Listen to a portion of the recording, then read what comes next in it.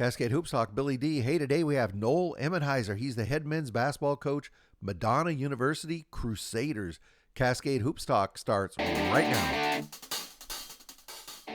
Cascade Hoops Talk, produced in the shadow of the beautiful Cascade Mountains and bringing the world NAIA basketball. One podcast at a time.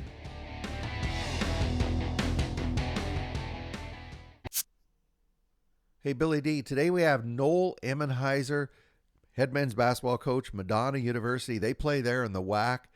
They're always tough. That's a tough conference, and they're always up there near the top. Madonna is another one of these teams that just is completely turning over the roster. They lose 4 out of 5 starters. We just talked to Coach Briggs yesterday about that. He's having to kind of start over again. So many programs around the country. But something tells me these Crusaders are going to be right there at the top of the WAC again.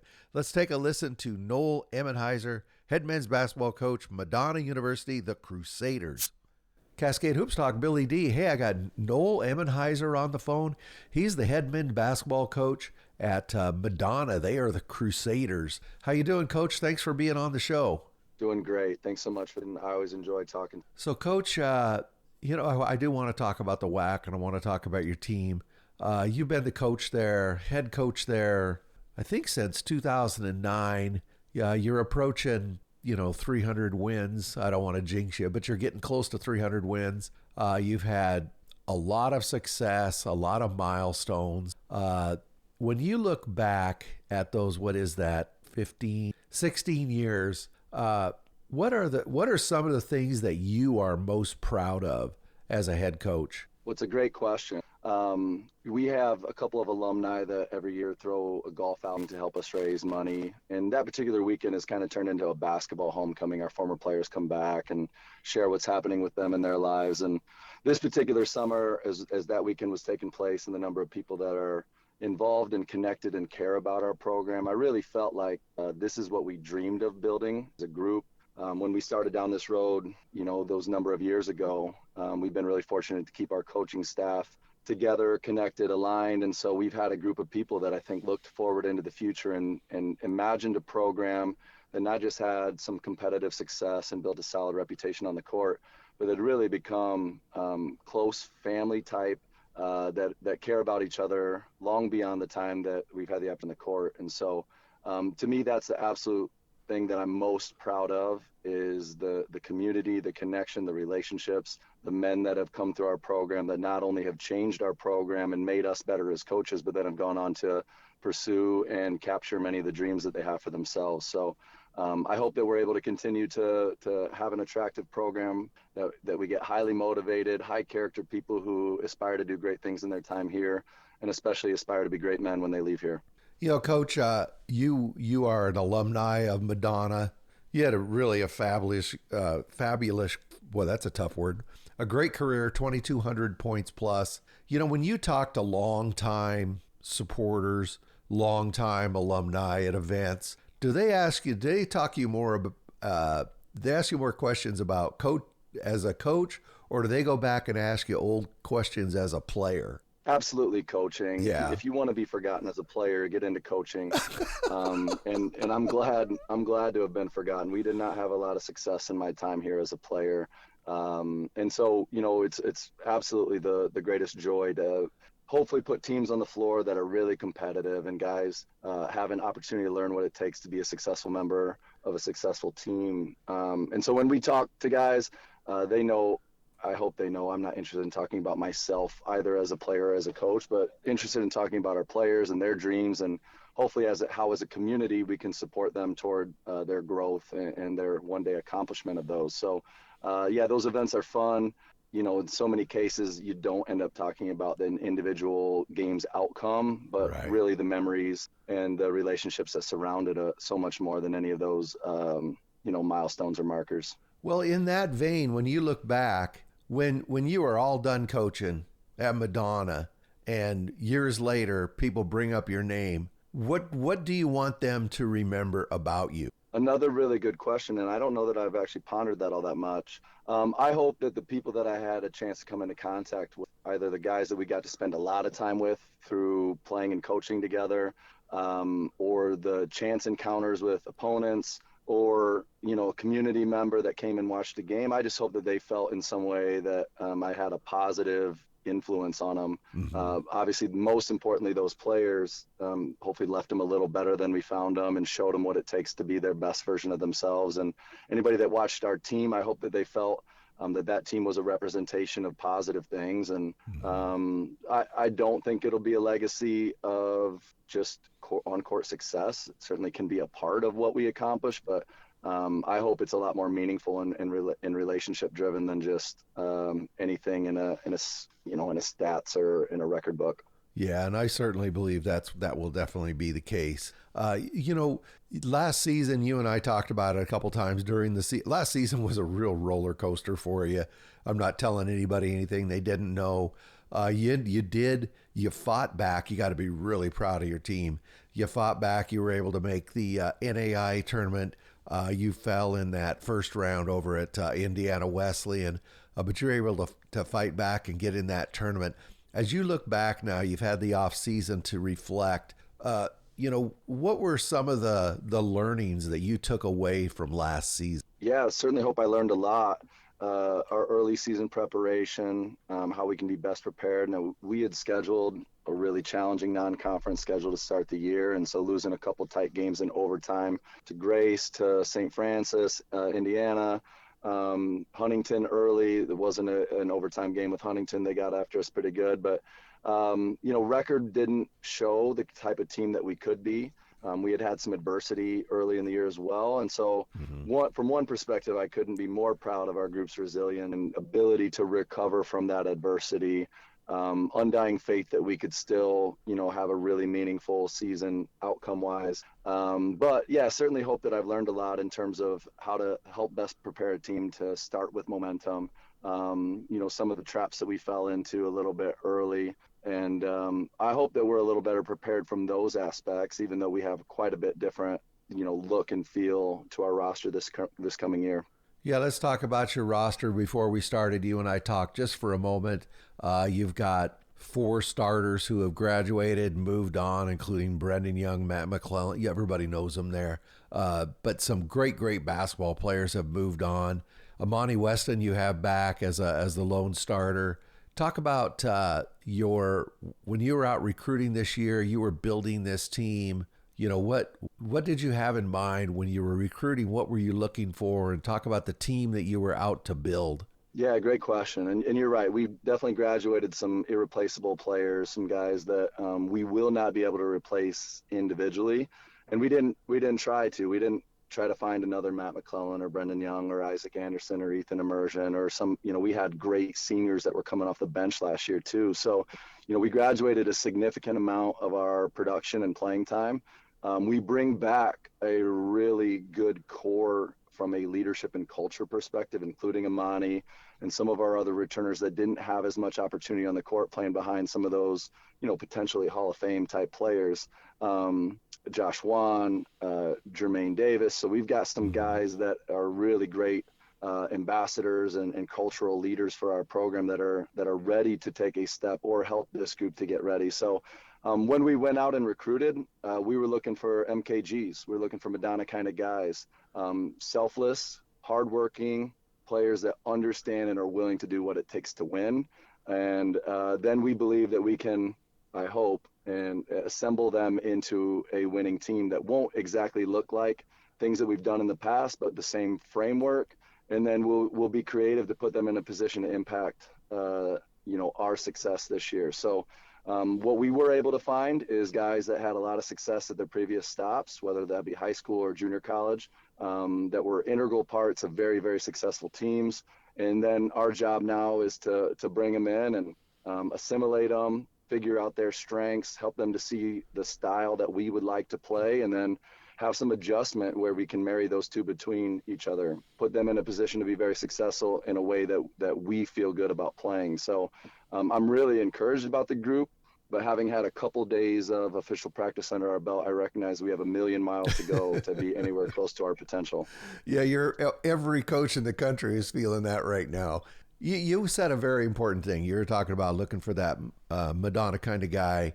All the great programs in the country. When you talk to them, they're looking. Everybody has that that profile, that they're looking for, because the guy doesn't have to only fit your program. You have to be a fit for them, culturally, or they can be the greatest basketball player in the world. It's not going to work out. How do you tease that out? Don't give away your secrets, but what are some of the kind of things you do to make sure that these athletes that you're recruiting are Madonna kind of guys? Yeah, another great question. So we have a very specific kind of measurement system around the things that we value. So we absolutely start in the film. Okay. It's easy to watch guys' highlights, and I think that that's important to see what their potential is, but to really tease out a couple full games and measure the things that we value, to determine if they're productive in the way, especially decision making, the way that we want to be. So that's one key component. Another key component is obviously talking to their coaches and asking questions around their character and their work ethic and their ability to be a great teammate, and their selflessness, their commitment to sacrificing if necessary for the success of the team. But then in the actual conversations, we're just relentlessly honest. We tell them exactly how we do things and why we do that. We will not make a promise that we don't keep, or that we can't keep. So we don't promise playing time, minutes, shots. We promise the opportunity and a accurate evaluation of where we think they are, and the opportunity to help them grow. And so we get a lot of no's from very talented players, but the people that do opt in and choose to come to us are being told exactly how we're going to do things and why. And a lot of times that helps accelerate their belief and buy-in. While you were telling me that, you were talking about going through an analysis. A lot of people don't know you were a math major. Does that background really, because as a math major, you truly understand that the gazintas equal the gazoutas. In other words, if you want a certain thing on the output side, there's certain things on the input side that drive that. And as a math major, you understand that better than most people. Does that background help you when you're going through these analysis type issues? That is where my mind goes. I want to have really clear, sight of what's happening. So as a coach, I think we have to have, good instincts, intuition, and trust our gut. But then I think the analytics or the numbers that we use that help inform, support, or contradict our decision making are really important. So I don't want to be stuck making emotional decisions. I want to make good decisions based on our ability to say, here's what we're seeing, but also here's what supports what we see and why. So the things that we've put together to measure that are controllable as possible absolutely help reaffirm to our players what they're doing well, where we need to grow, and it helps our coaching staff to support decisions that we're making, adjust decisions that we're making. And so, to me, that's the way my mind works. And so I've leaned into that as a way to help communicate to our players, communicate to our recruits, but also, to build and develop through a year and to communicate, what it is we're doing and why, and potentially make adjustments and decisions based on that. Coach, let's excuse me. Let's talk about the conference a little bit. The Wolverine Hoosier, the WAC, as everybody calls it. It's tough conference. It's known to be a tough conference. I tell everybody I did a analysis a few years ago on shooting percentages, and it had one of the lowest shooting percentages in the country. And I don't think that's guys can't shoot. I think it's a strong defensive conference. Why don't you just talk about the WAC generally and your experience in it? Yeah, certainly. Neighboring some really great conferences as well, the Crossroads League, the River States, not too far from the Mid-South, and then the Chicagoland. This is a good area for basketball. And our conference is good. And I think one of the hallmarks of it is that we've had a lot of Canadian coaching. Guys like Kim Elders, Ted Albert, Josh Pickens have been in the league now for a significant amount of time. They all bring really unique challenges in the ways that they approach the game. And so I think that we see good coaches, and I think that we see good players every night. I won't stand on that soapbox and say that we're underrated or overlooked or anything like that. Ultimately, what it comes down to is we have to have, as a conference, success at the national tournament to be in that upper echelon. You got to get a lot of teams in, and then you got to have performance. And programs like or leagues like the Crossroads and the Mid-South have traditionally done that. So I love the competition in our league. I think every night is a unique opportunity and a unique challenge, and some really unique gyms as well. I really look forward to every year the challenge of preparing for that next program, that next coach, those next players. And it's something that pushes me and stretches me a lot to try to figure out solutions to the problems they present. Yeah, I think one thing that I've noticed about every conference goes through ebbs and flows, and you know that. I think that the conference the last couple of years has grown deeper, meaning there's more teams that are going to give you trouble every night, and it's well, you definitely see it in the results. I think last year, I think there was four teams, if I remember right, vying for those top 1-2 spots, where in years before it was maybe a couple of teams. So anyway, that's always good for the conference. The more teams that are pushing each other. Absolutely. Yeah, the last year we did have a lot of density in those couple spots, 1 or 2 games separated. I think 1 through 5, and so yeah, it was a really competitive conference season with some great teams, great players, and what I believe to be some phenomenal coaches. So, Coach, you mentioned you've had a few days of practice now. You're I'm not going to say starting over, but you're rolling the roster. How do you feel about the team this year, and what do you see as some of the keys to compete in the WAC this season? Another really good question. So, a little bit different look. Last year we had an abundance of size through our forward play. We played through that quite a bit. We used that to an advantage on rebounding, and we complemented that with some really quick and dynamic guards. We will not be as big, and so we don't have just that interior depth and size that we've had. But what I have seen to this point is a pretty sharp and intellectual team.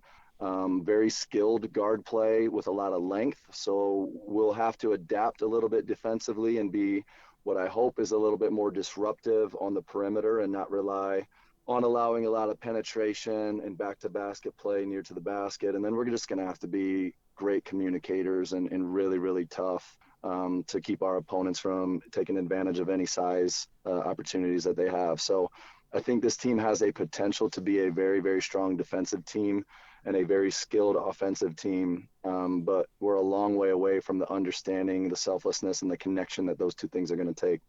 Coach, I just want to say, people in that local area, if you haven't got out and watched the Crusaders, there's a couple of great opportunities on October 3rd, the alumni game, and then they play Great Lakes Christian, which is always a good program, I think on October 29th, just before Halloween. But if you haven't been inside that gym, it's the Alliance Catholic Credit Union Arena. I think it's beautiful, and this is tough, really competitive basketball in this conference.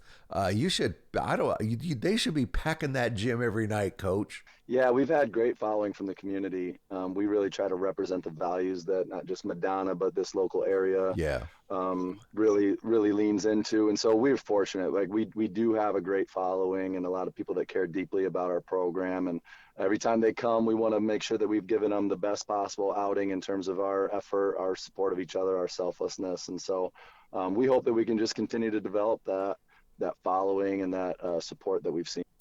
Well, Coach, I really appreciate you giving me a few minutes here. I know it's a busy time of year for you. We'll get you back on when that season starts and that tough WAC gets underway.